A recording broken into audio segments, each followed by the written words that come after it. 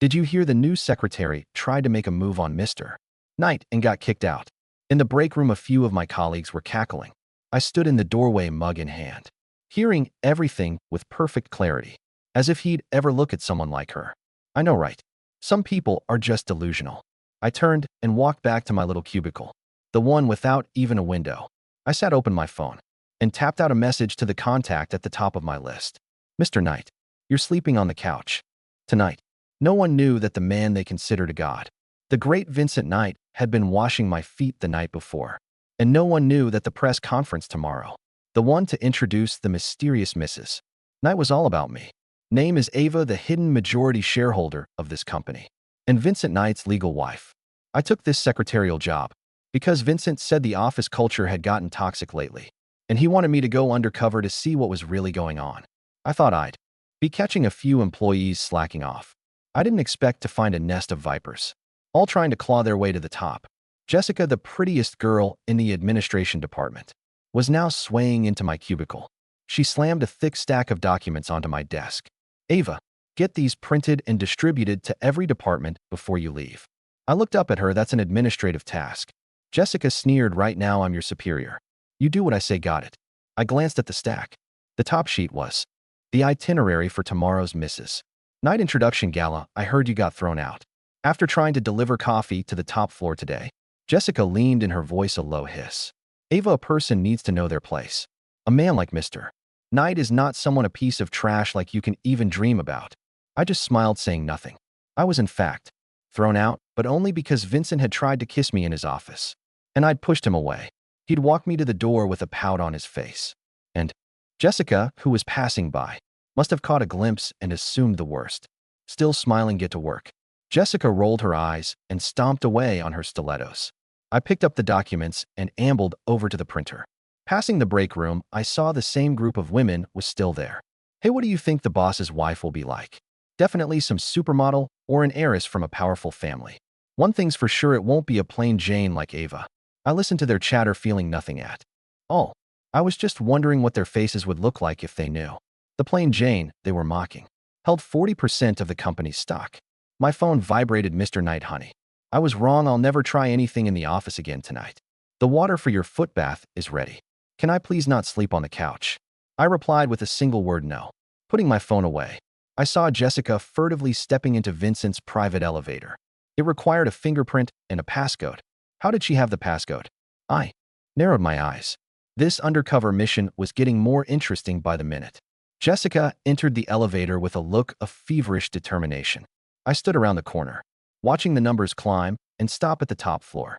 Besides Vincent, I was the only person who knew the passcode to his office, unless someone had leaked it. I went back to my desk in no hurry to catch her in the act. Instead, I opened my laptop and logged into the company's back-end security system. As the majority shareholder, my clearance was even higher than Vincent's.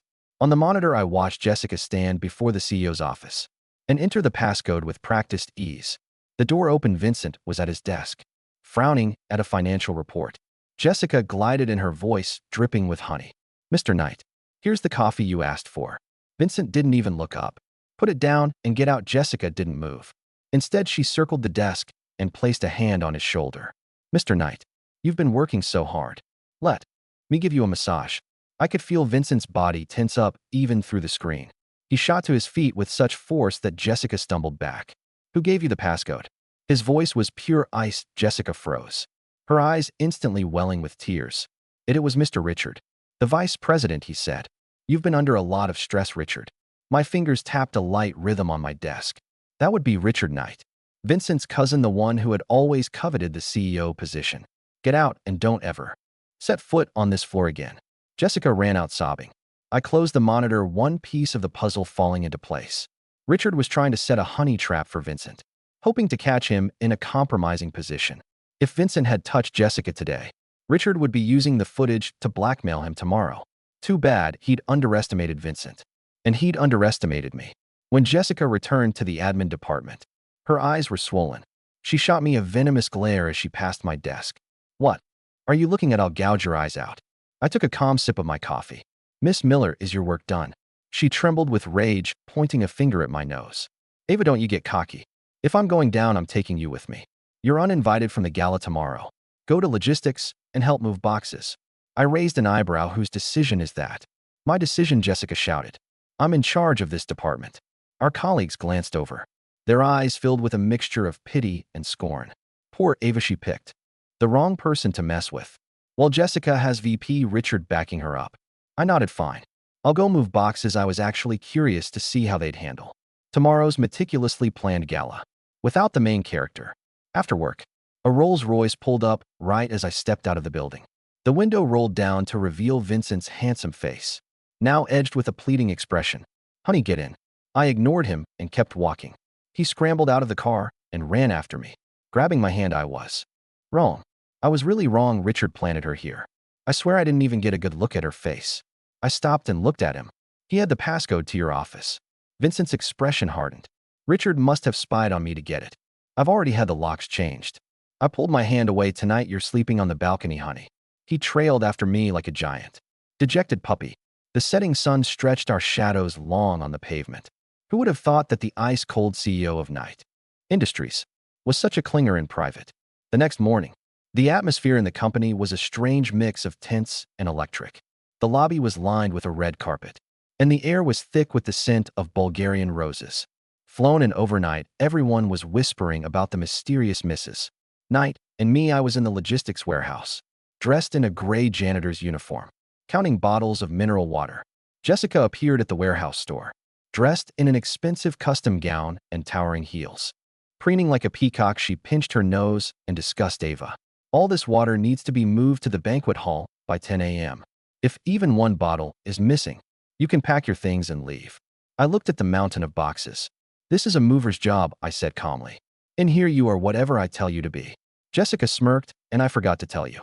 VP Richard said he's recommending me to give the employee representative speech at the gala today. I'm going to have MrKnight fire you in front of the entire company. I smiled and loaded a case of water onto a dolly. Well, Miss Miller, I wish you the best of luck. At 10 o'clock sharp, the gala began. The banquet hall was a sea of glittering lights and flashing cameras. Vincent stood on the stage, his expression thunderous, kept checking his phone, his eyes frantically scanning the crowd. I knew he was looking for me. I told him I had a surprise for him. Richard sat in the front row, a calculating smile on his face. He leaned over and whispered something to Vincent, which only made his face darken further. Jessica stood nervously in the wings, clutching her speech and fluffing her hair. I pushed a cart of water through a service entrance at the back of the hall and found a spot in a dark corner to watch the show. Thank you all for coming. Richard stood up, taking the microphone as if he were the host. In addition to revealing the identity of MrKnight, we have another important matter to address. He shot Vincent a venomous look. We need to rectify some unwholesome elements within our company culture. For instance, certain secretaries who try to sleep their way to the top. A wave of murmurs swept through the audience. The reporters aimed their cameras squarely at Vincent. Vincent's voice was cold steel. Richard, do you have any idea what you're saying? Of course I do. Richard clapped his hands. Video flickered to life on the large screen behind the stage. It was the security footage of Jessica entering Vincent's office yesterday. From the camera's angle, it looked as though Jessica was throwing herself at him, and Vincent wasn't pushing her away. Jessica let out a small shriek from the side of the stage, her head in a brilliant performance of shame. MrKnight, Miss Miller here has told me everything. Richard said, his voice full of feigned disappointment. As the CEO, how could you engage in such an affair with a subordinate? What will your future wife think? And actually laughed a humorless, angry sound just as he was about to erupt. I stepped out from the shadows. I shed the gray janitor's coat, revealing the priceless red silk gown I wore underneath. As I walked, I reached up and pulled the tie from my hair, letting it fall in waves over my shoulders. What will his wife think? What will his wife think? I asked, my voice slicing through the heavy, electrified silence of the banquet hall. I stepped fully into the light. The cheap, shapeless gray janitor's uniform lay in a crumpled heap behind me. The scarlet silk of my gown caught the glare of the chandeliers, flowing around me like liquid fire. The murmurs in the room died instantly. Hundreds of eyes pivoted toward the back of the hall. The reporters, sensing a sudden shift in the wind, swung their massive camera lenses my way. The flashbulbs began to pop, a blinding staccato that illuminated the sheer, unadulterated shock on the faces of my former coworkers. Down in the third row, The women from the break room were frozen. One of them actually dropped her champagne flute. It shattered against the marble floor, the sharp crack echoing like a gunshot. "Is that Ava?" Someone whispered loud enough for the microphone to pick up. On stage, Jessica looked like she had seen a ghost. The color completely drained from her meticulously contoured face, her manicured hands crushing the pages of her speech. Richard frowned, his eyes narrowing as he tried to process what was happening. He didn't recognize me. Why would he? To him, the lower-level staff were nothing more than ants. But he recognized a threat when he saw one. "Security," Richard barked, his voice cracking slightly. "What is the meaning of this? Get this disgruntled employee out of here. This is a private press conference, not a circus." Two burly security guards at the perimeter stepped forward, reaching for my arms. "Touch her," a voice rang out, so lethally cold it seemed to drop the temperature in the room by 10 degrees. "And you will spend the rest of your lives eating through a straw." Vincent. He didn't yell. He didn't have to. The sheer, authoritative gravity of his tone stopped the guards dead in their tracks. They backed away instantly, hands raised in apology. Vincent ignored them. He ignored the reporters. He ignored Richard. His eyes were locked solely on me, the thunderous rage that had previously darkened his face evaporating into a look of absolute, unapologetic devotion. He walked to the edge of the stage, bypassing the stairs entirely, and vaulted down to the floor. The crowd parted for him like the Red Sea. He strode down the center aisle, stopping exactly 2 feet in front of me. "You're late," Vincent murmured, his voice softening into that private, tender register he only ever used with me. I was busy moving water bottles. I replied smoothly, adjusting the diamond cuff on my wrist. "It's hard work. You should really pay your logistics team more." A faint, genuine smile broke through his icy facade. He extended his hand. "May I escort you, Mrs. Knight?" The collective gasp from the room was deafening. Flashbulbs erupted into a continuous, blinding wave. "Mrs. Knight." I placed my hand in his. His grip was warm and grounding. Together, we walked up the aisle. I could feel the stares burning into the side of my head, especially from the administration tables. The sheer terror radiating from Jessica's direction was almost palpable. When we reached the stage, Vincent didn't just stand beside me. He pulled out a chair from the executive table, waited for me to sit, and then stood behind me, a silent, imposing sentinel. Richard looked like he was going to have an aneurysm. "Vincent, have you lost your mind? You're passing off a secretary, a filing girl, as your wife to save face? Do you think the board is stupid? We just watched a video of you assaulting Miss Miller." I leaned forward and tapped the microphone. The high-pitched whine of feedback silenced Richard's rant. "You'll have to forgive my husband," I said, my voice echoing clearly through the hall. "He's not very good at defending himself against poorly written fiction. I, on the other hand, am a bit of a critic." I opened the sleek silver clutch resting on my lap and pulled out a small flash drive, tossing it onto the table. "Tech team, plug that into the main feed." The AV technician in the booth looked at Vincent for permission. Vincent didn't even look at him. "You heard my wife. Do it." Seconds later, the paused frame of Jessica leaning over Vincent vanished from the giant screen. "What you saw," I addressed the sea of reporters, "was security footage from yesterday evening. But it was cropped, and it was muted. Fortunately, Knight Industries recently upgraded its surveillance software, an upgrade I personally signed off on." The video on the screen began to play, but this time, it was a wide angle. It showed the entire office. And more importantly, the crisp, clear audio filtered through the banquet hall speakers. "Mr. Knight, here's the coffee you asked for." Jessica's cloying, honey-dripped voice filled the room. The crowd watched as Vincent didn't even look up from his papers. "Put it down and get out." Gasps rippled through the audience as the unabridged scene played out. They watched Jessica forcibly touch his shoulder. They watched Vincent violently recoil, leaping to his feet. "Who gave you the passcode?" "IT was Mr. Richard, the vice president. He said you've been under a lot of stress." The video cut to black. The silence that followed was suffocating. All eyes slowly turned to Richard. His face had gone from red to an ashen, sickly gray. That's a deep fake." Richard stammered, taking a step back. "It's doctored. She's lying. This woman is an imposter trying to ruin me." "You're not important enough to ruin, Richard," I said, leaning back in my chair. "You're just exhausting. As for doctoring footage, let's check the IP logs from the IT department.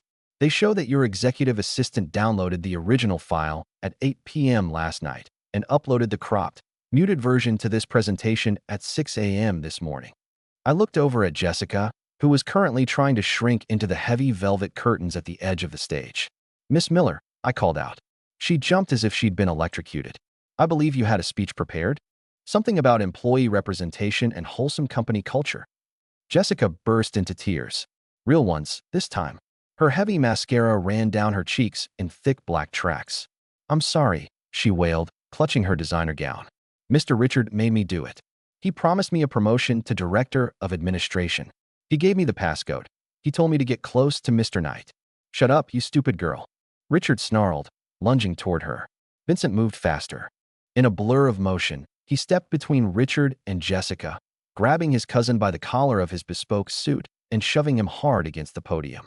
The wood cracked under the impact. "Don't," Vincent whispered, his tone murderous, "ever raise your voice in front of my wife again." Richard was panting, terrified but desperate like a cornered rat. "You can't do this, Vincent. You don't have the power. I'm the vice president. I sit on the board. I'll call an emergency vote. I have the backing of the old guard. We'll strip you of your CEO title by the end of the hour. A board vote." I mused, standing up. I smoothed the skirt of my dress and walked slowly toward Richard, my heels clicking rhythmically against the stage. "How adorable. You want to talk about shares?" I signaled the AV booth again. The screen changed from the video feed to a stark, simple pie chart displaying the ownership structure of Knight Industries. "Vincent holds 30% of the company," I explained casually, as if giving a PowerPoint presentation to interns. "You, Richard, hold a rather pathetic 15%. The remaining 15 is scattered among minor stakeholders." "Exactly," Richard spat, trying to regain his dignity while still pinned by Vincent. "Which leaves 40%, the hidden majority shareholder. And I've been in talks with their proxy. They are not happy with your leadership, Vincent. They are backing me." I couldn't help it. I laughed. It wasn't a cruel laugh, just genuinely amused. "Richard," I sighed. "Did your proxy contact happen to be a man named Arthur Vance?" Richard froze. "How do you know that name?" "Because Arthur is my wealth manager," I said. "And he told me you offered him a bribe of $5 million to sway my vote."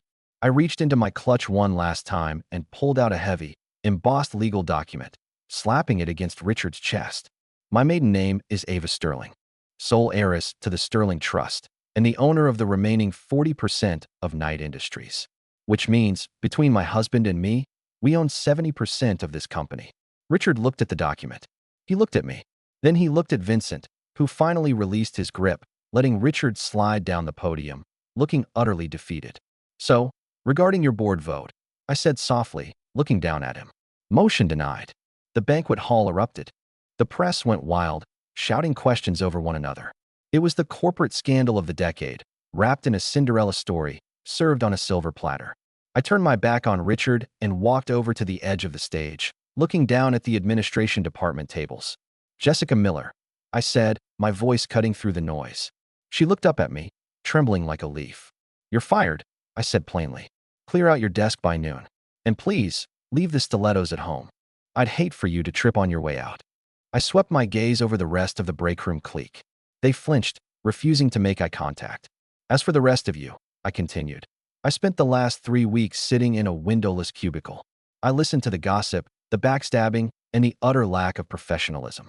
Starting tomorrow, HR will be conducting full evaluations of every department head. If your primary skill is fetching coffee and spreading rumors, I suggest you update your resumes tonight." I turned back to Vincent. He was watching me with an expression of such intense admiration it almost made me blush. He offered me his arm. "Shall we, Mrs. Knight? I believe this press conference is concluded." "We shall, Mr. Knight." We walked off the stage together, ignoring the frantic shouting of the reporters and the pathetic sobbing of Richard, who was currently being escorted out by the same security guards he had tried to sick on me. That evening, the penthouse was quiet. The manic energy of the gala had faded, replaced by the soft hum of the city far below our floor-to-ceiling windows. I was sitting on the edge of our massive king-sized bed, wearing one of Vincent's oversized dress shirts, scrolling through my phone. The internet had exploded. Articles with headlines like "Undercover Boss," "Billionaire Heiress Takes Out Toxic VP," and "The Secret Queen of Knight Industries" were trending globally. The door creaked open. Vincent stood in the frame, holding a steaming basin of water laced with eucalyptus and chamomile. He had shed his suit jacket and tie, his sleeves rolled up to expose his forearms. He looked exhausted, handsome, and slightly apprehensive. He set the basin down at my feet and knelt on the plush carpet.